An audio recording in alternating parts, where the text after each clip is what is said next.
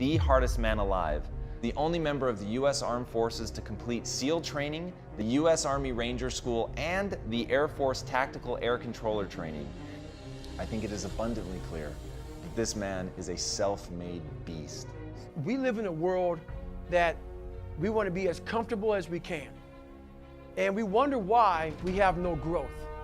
We wonder why when the smallest thing in our life gets difficult, we wonder why we cower and we run away. Because our whole life is set up that way. Our whole life is set up in the path of least resistance. We don't want to suffer. We don't want to feel discomfort. So the whole time, we're living our lives in a very comfortable area. I was just an insecure, scared kid.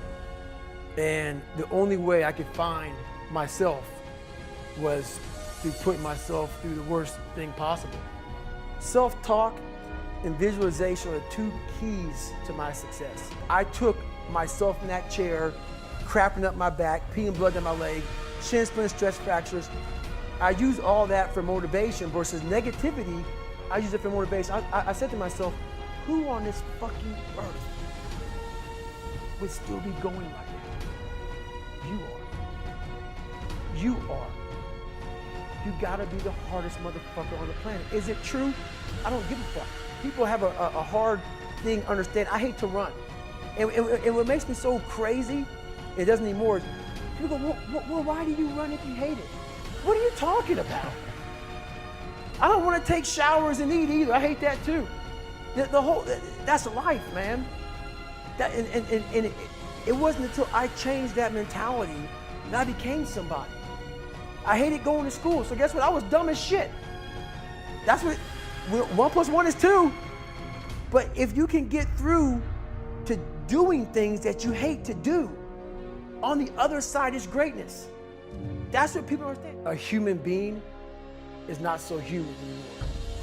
We have the ability to go in such a space if you're willing to suffer, and I mean suffer. Your brain and your body, once connected together, can do anything. Suffering is a test. That's all it is.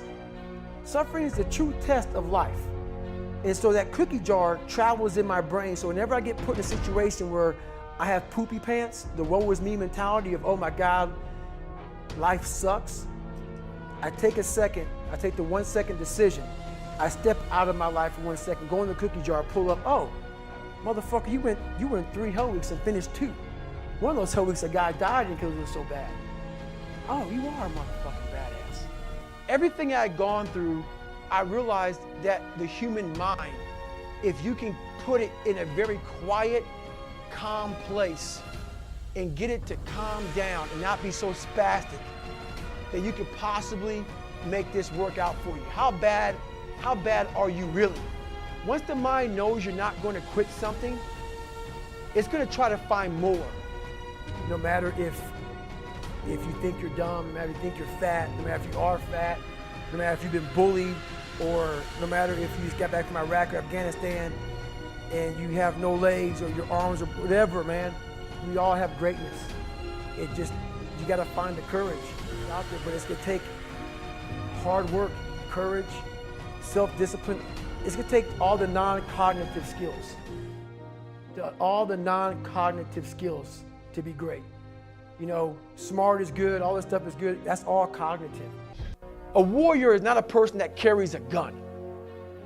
The biggest war you ever go through is right between your own ears. It's in your mind. It's the non-cognitive skills that set you apart from everybody else. And that's what it's all about.